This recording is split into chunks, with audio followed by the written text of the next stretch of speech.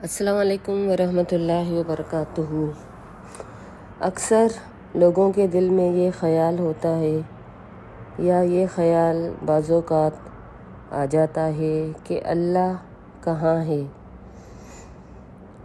سورہ حج آیت نمبر 3 میں آتا ہے، اعوذ باللہ من الشیطان الرجیم، بسم اللہ الرحمن الرحیم، وَمِنَ النَّاسِ مَن يُجَادِلُ فِي اللَّهِ بِغَيْرِ عِلْمٍ، کہ لوگوں میں سے کچھ لوگ ایسے ہیں جو اللہ کے بارے میں جھگڑتے ہیں بغیر کسی علم کے۔ کچھ لوگ تو اللہ پر بغیر دیکھے غیب پر ایمان لاتے ہیں کہ اللہ کی ایک ذات ہے۔ اصل میں مشرکوں کو یہ اعتراض تھا کہ یہ کس طرح ممکن ہے کہ ایک دن ہمارے مرنے کے بعد ہمیں پھر اٹھایا جائے گا جبکہ ہم مٹی ہو چکے ہوں گے۔ اصل میں یہ بھی سراسر شیطان کی ہی چال ہے۔ مشرک تو تھے ہی اللہ کو نہ ماننے والے، لیکن مسلمانوں کے دلوں میں بھی اکثر یہ خیال آتا ہے۔ تو مشرک سمجھتے تھے کہ ہماری بوسیدہ ہڈیاں کیوں کر پھر سے جڑ جائیں گی، ہم پھر اٹھ کھڑے ہوں گے، ہمارا حساب کتاب ہوگا۔ سورہ یاسین میں بھی یہی مضمون آتا ہے کہ ایسا ممکن نہیں ہے کہ جب ہماری ہڈیاں بوسیدہ ہو کر چورا چورا ہو جائیں تو ہم پھر سے ایک انسان بن جائیں اور ہم سے حساب ہو۔ تو یہاں پر اس آیت میں آتا ہے کہ لوگ علم کے بغیر اللہ کے ساتھ اللہ کے بارے میں جھگڑا کرتے ہیں۔ ایک بات یہاں یہ پتہ چلتی ہے کہ علم کے بغیر جھگڑا کرتے ہیں یعنی بحث کرتے ہیں، تو اس کا مطلب یہ ہوا کہ اگر علم انسان کے پاس ہو تو وہ بحث کر سکتا ہے، جس طرح سے سورہ نحل آیت نمبر 125 میں آتا ہے، ادعو الی سبیل ربک بالحکمہ والموعظۃ الحسنہ وجادلہم باللتی ہی احسن، کہ اپنے رب کے راستے کی طرف حکمت اور اچھی نصیحت کے ساتھ بلا اور ان سے اس طریقے کے ساتھ بحث کر جو سب سے اچھا ہے۔ یعنی انسان کے پاس حکمت ہو، علم ہو تو وہ اچھی نصیحت کر سکتا ہے اور بحث کر سکتا ہے، لیکن کافروں کے پاس کیونکہ علم نہیں تھا لہٰذا وہ صرف اللہ کے بارے میں، اللہ کی ذات کے بارے میں بحث ہی کر سکتے تھے اور وہ کرتے تھے۔ اکثر عجیب عجیب سے سوال پوچھتے تھے کہ یہ پہاڑ کیوں بنائے اللہ نے، قیامت کب آئے گی، چاند کو بنانے کا کیا مقصد ہے۔ وہ حجت برائے حجت یہ سوال کرتے تھے، عمل کرنے کا ان کا کوئی بھی ارادہ نہیں تھا۔ پھر سورہ حج میں ہی آتا ہے، وَمِنَ النَّاسِ مَن يُجَادِلُ فِي اللَّهِ بِغَيْرِ عِلْمٍ وَلَا هُدًى وَلَا کتاب منیر، کہ لوگوں میں سے کچھ لوگ ایسے ہیں اللہ کے بارے میں جھگڑا کرتے ہیں بغیر کسی علم کے اور نہ ہدایت کے، اور نہ ان کے پاس کوئی روشن دلیل ہے۔ پھر وہی بات آ جاتی ہے کہ پتہ کچھ نہیں ہوتا، صرف شیطان کے پیچھے چلتے ہیں اور دوسرے لوگوں کو دیکھا دیکھی وہی کرتے ہیں، وہی کہتے ہیں جو اکثریت کہتی ہے۔ اس لیے اللہ نے یہ دلیل بھی دی کہ ہدایت نہیں ہے ان کے پاس، تو وہ غور و فکر تو کر سکتے ہیں اس کائنات پہ، اپنے وجود پہ، دن رات، موسموں کے تغیر میں، ہر چیز میں اللہ کی نشانیاں ہیں، تو نہ ان کے پاس عقل ہے نہ شعور ہے، بس ہٹ دھرمی ہے، بس اللہ کے بارے میں سوال کیے جاتے ہیں۔ حالانکہ نبی ان میں موجود بھی تھا، وحی مسلسل نازل بھی ہو رہی تھی، اس کے باوجود وہ بحث برائے بحث کر رہے تھے۔ تو آئیے پھر ہم جانتے ہیں کہ اللہ کی ذات کہاں ہے، کہاں اللہ تعالیٰ مستوی ہیں، تشریف فرما ہیں۔ یہ لوگوں میں ایک غلط تصور ڈالا گیا ہے کہ اللہ رب العزت اپنی ذات سے ہر جگہ موجود ہیں، جس کو تصوف بھی کہتے ہیں۔ اللہ اپنے وجود کے ساتھ ہر جگہ موجود ہے، وہ لوگ یہ سمجھتے ہیں، حالانکہ یہ تصور اللہ کی شان کے خلاف ہے۔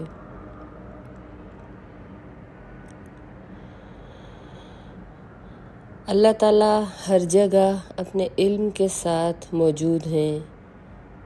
اگر ہم قرآن مجید کو پڑھیں تو ہمیں یہ بات سمجھ میں آتی ہے کہ اللہ کی بہت ساری صفات ہیں۔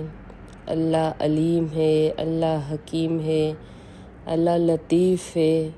چھوٹے سے ایک لطیف خیال کو بھی ہمارے دلوں میں سے جو نکلتا ہے، آنکھوں کی خیانتیں، آنکھوں کا جھپکنا، دل کا سوچنا، ہر چیز اللہ کے احاطہ علم میں ہے۔ اللہ اپنی صفات اور قدرت کے ساتھ بے شک ہر جگہ موجود ہے۔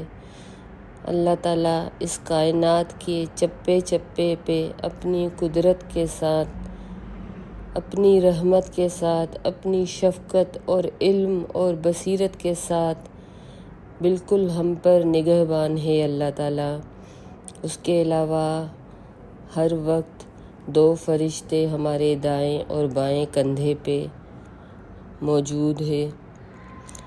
وہ اللہ ہم سے دور رہ کر بھی بہت قریب ہے، ہمارے دکھوں کو، ہماری تکلیفوں کو وہ دیکھتا ہے، وہ سمجھتا ہے،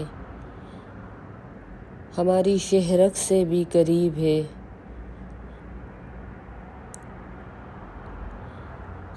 قرآن میں بھی آتا ہے کہ 2 لوگ ساتھ ہوتے ہیں مگر ان کے ساتھ تیسرا اللہ، 3 لوگ ساتھ ہوتے ہیں مگر چوتھا اللہ ان کے ساتھ، 4 لوگ ہوتے ہیں مگر ان کے ساتھ 5واں اللہ ہوتا ہے۔ وہ بندوں کو دور رہ کے بھی ہر گھڑی دیکھتا ہے، یہاں تک کہ دلوں کو جو بے قراری ہوتی ہے وہ بھی وہ دیکھ رہا ہوتا ہے، جانچ رہا ہوتا ہے، ہمارے اعمال کو پرکھ رہا ہوتا ہے، ہماری دعاؤں کو سنتا بھی ہے، اور اس کی ذات فاصلوں سے بے نیاز ہے۔ ہمارے پیارے جو ہم چاہتے ہیں ہمارے پاس ہوں، تو وہ دوسرے شہر میں رہ کے ہمارے ساتھ نہیں رہ سکتے، ہمارے پاس فوری نہیں آ سکتے۔ ان کو وہ فاصلہ 1 کلومیٹر کا ہو، چند قدموں کا ہو، ایک کمرے سے دوسرے کمرے تک کا ہو، وہ فاصلہ طے کرنا پڑے گا۔ لیکن میرا رب ہمارے بہت قریب ہے، شہرک سے بھی قریب ہے۔ سورہ اعراف آیت نمبر 143 میں بھی آتا ہے، وَلَمَّا جَاءَ مُوسَىٰ لِمِيقَاتِنَا وَكَلَّمَهُ رَبُّهُ قَالَ رَبِّ أَرِنِي أَنظُرْ إِلَيْكَ قَالَ لَن تَرَانِي وَلَكِنِ انظُرْ إِلَى الْجَبَلِ فَإِنِ اسْتَقَرَّ مَكَانَهُ فَسَوْفَ تَرَانِي فَلَمَّا تَجَلَّىٰ رَبُّهُ لِلْجَبَلِ جَعَلَهُ دَكًّا۔ موسیٰ علیہ السلام نے بھی یہ خواہش ظاہر کی اللہ کو دیکھنے کی، تو اللہ نے فرمایا کہ تم مجھے نہیں دیکھ سکتے، لیکن تم پہاڑ کی طرف دیکھتے رہو، اگر یہ اپنی جگہ پہ ٹکا رہا، برقرار رہا تو تم مجھے دیکھ سکو گے۔ اور جب رب نے اپنی تجلی پہاڑ پر نمودار کی تو پہاڑ اس تجلی سے یعنی اللہ کے نور سے ریزہ ریزہ ہو گیا اور موسیٰ بے ہوش ہو کے گر پڑے۔ اب یہاں سے بھی پتہ چلتا ہے کہ موسیٰ کی خواہش پہ اللہ نے پہاڑ پر صرف اپنے نور کی تجلی نمودار کی تو پہاڑ وہ برداشت نہ کر سکا، ریزہ ریزہ ہو گیا۔ تو موسیٰ دیکھ نہیں سکا کیونکہ کوئی آنکھ یہ تاب نہیں لا سکتی کہ اللہ کے وجود کو دیکھ سکے۔ اگر اللہ تعالیٰ اپنی ذات کے ساتھ ہر جگہ موجود ہوتے تو یقین کریں یہ دنیا قائم نہ ہوتی، یہاں پر پہاڑ نہ ہوتے، سارے پہاڑ ریزہ ریزہ ہو جاتے، نہ کسی جنگل کا وجود ہوتا، نہ کسی بیاباں کا وجود ہوتا۔ دنیا میں سمندر اپنے کناروں سے ابل پڑتے، غرض یہ کہ ساری دنیا تہس نہس ہو جاتی اللہ کے جلال کی وجہ سے۔ یہ تو اللہ تعالیٰ قیامت کے دن فرشتوں کے ساتھ اپنی تخت پہ فرشتے 8 فرشتے ان کو حشر کے میدان میں جب اپنی شان کے مطابق لے کر آئیں گے، اور جب جنتی جنت میں چلے جائیں گے تب اللہ تعالیٰ مومنوں کو وہ آنکھ دے گا کہ وہ اللہ کے نور کو، اللہ کے مبارک چہرے کو دیکھ سکیں۔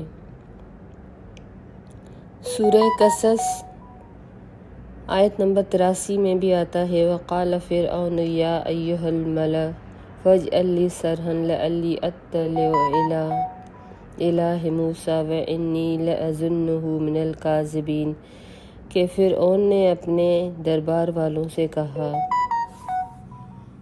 کہ میرے لیے ایک اونچی سیڑھی بناؤ تاکہ میں موسیٰ کے خدا کی طرف چڑھ جاؤں، اور میں تو اسے نعوذ باللہ جھوٹا سمجھتا ہوں، یعنی موسیٰ کو۔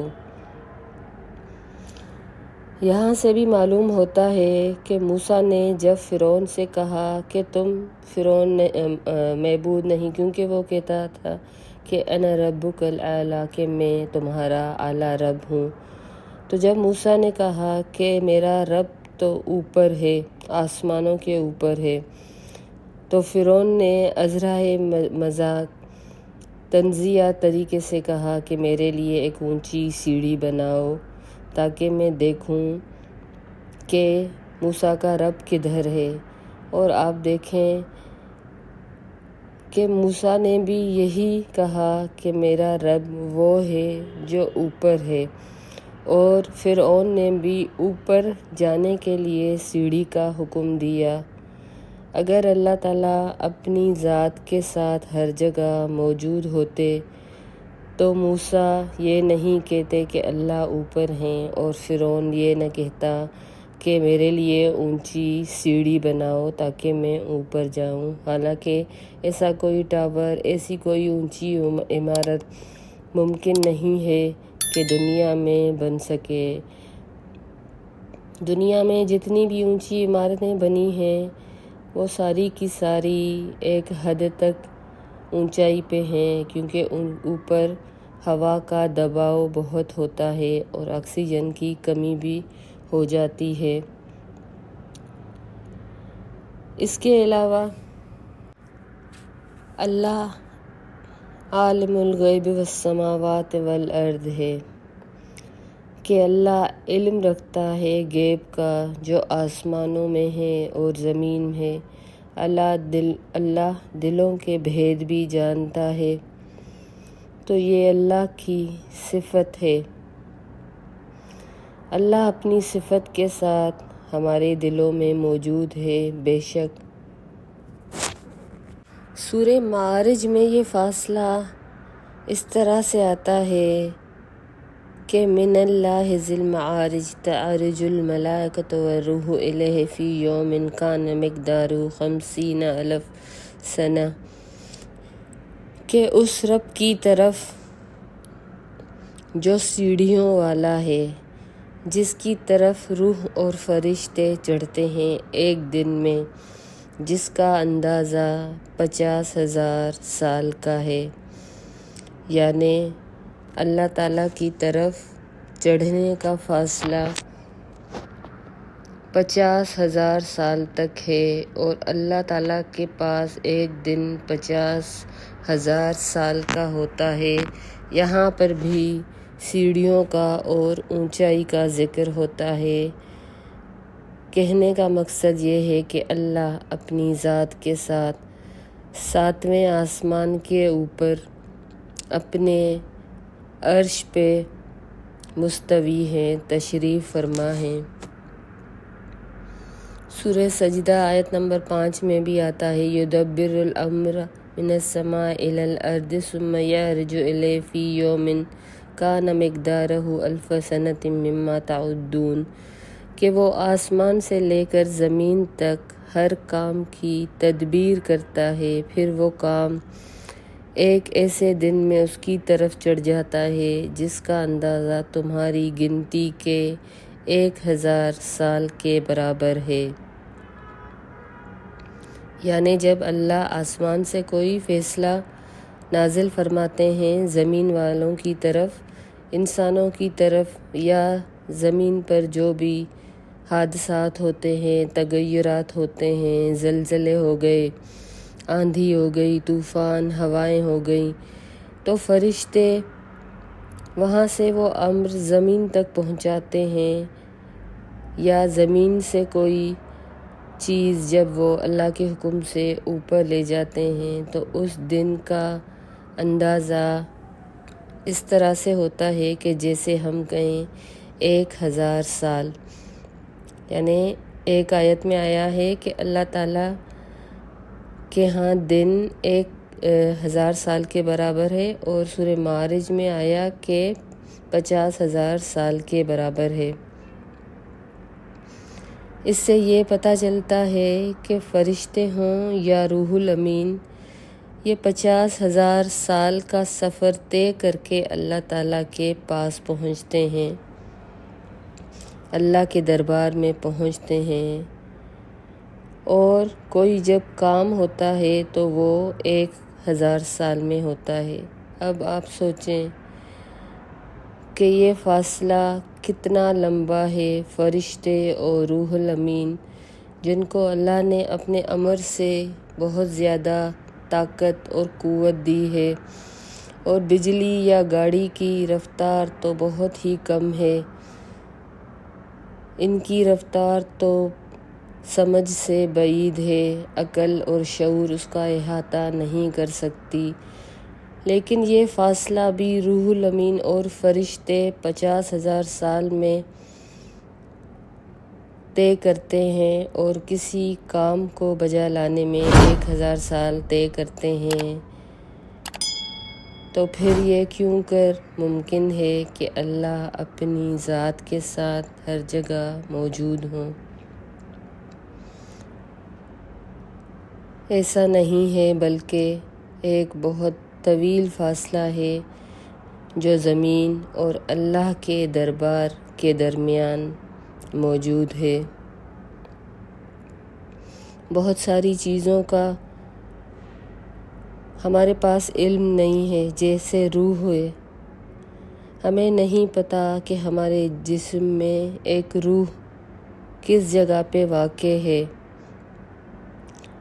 لیکن ہم اس بات پر یقین رکھتے ہیں کہ ہمارے اندر ایک روح ہے۔